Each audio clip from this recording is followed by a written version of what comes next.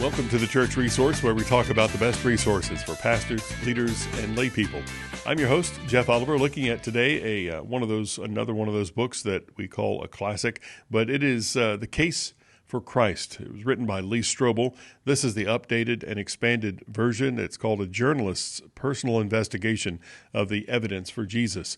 Now, if you know the story of Lee Strobel, you will know that he was an investigative journalist at a newspaper and really hearing these claims about Jesus, hearing these people who believed in this Jesus and this story that seems so made up to him. It seemed like there's no way this story can be true. So he dug in. He really looked into the story of Jesus. He looked at historical documents. He looked at extra-biblical, meaning outside of the Bible, these documents and resources that he could find, everything he could get his hands on to be able to really to discredit the Bible, to discredit this story of Jesus, and he couldn't do it. He found that it was very credible. It was something that was changing people, and it was real. And so this book, it's been made into a movie as well. Not this book, but I think the movie is called The Case for Christ also. And just his journey, which I think, as far as I can tell, that movie is very accurate, credible.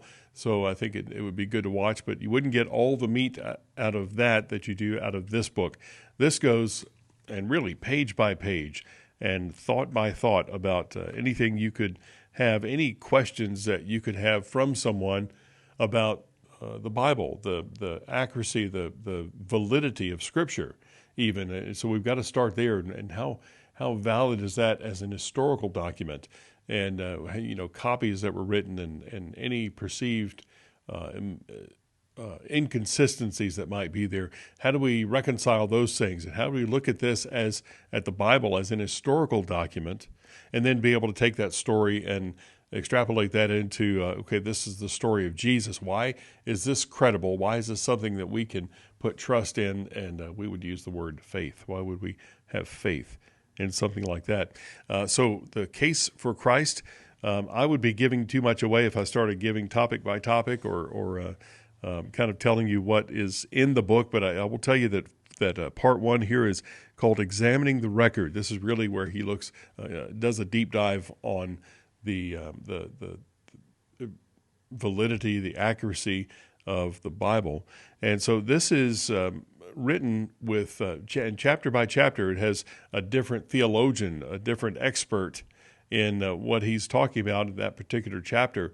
And so we're going to see people like Craig Blomberg and Dr. Bruce Metzger, also Dr. John McRae. We see Dr. Ben Witherington III, Dr. Gary Collins, Dr. D.A. Carson. I mean, this is a who's who of theology, of biblical thought. And these men are ones who co-authored this book with Lee Strobel. And so their input is there, and I appreciate that. He has all those kind of standouts in the Christian faith to be able to write this book with him, so that it provides even another level of credibility to the book. As usual, I will tell you some of the extra features that are in this book. We have at the end of the book, after he's gone through and really built a solid case of, in this edition, 400 pages of evidence for Jesus and evidence for the Bible's accuracy and validity. So we have with Mark Mittelberg, who is a best-selling author in his own right, an interview with him and Lee Strobel. And they talk about some of the things why it was so important to write this book, why it was that journey so important for Lee Strobel in his own personal life. And as he tried to discredit the views of the Bible and of Christianity, what happened in that journey. And so this is a one-on-one account of Lee Strobel talking about how he came to have this book published and why it's important, all the things that he had learned from that. So Mark Mittelberg is an excellent interviewer for this book, and that whole interview is included in the back of the book, The Case for Christ. Also, there's a huge list of citations, and he he separates the lists of citations from the index. So the citations are just people he has consulted, people who might have been actually quoted in this book, and people whose resources he used.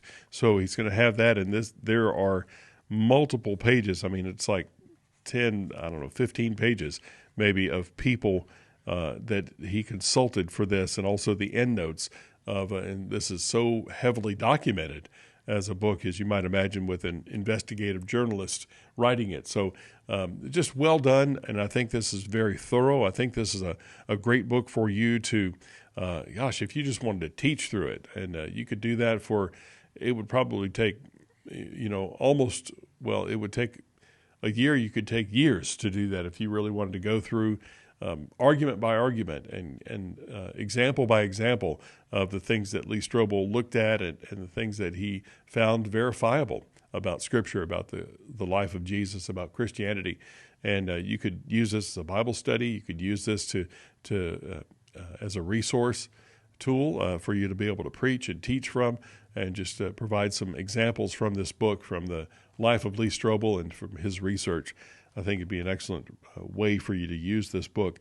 I would recommend this to anybody of any faith level, even people. I mean, think about it. Even people with no faith, even people who are skeptics of the Bible and of Christianity, they would certainly be at least intrigued by the search that Lee Strobel went on himself.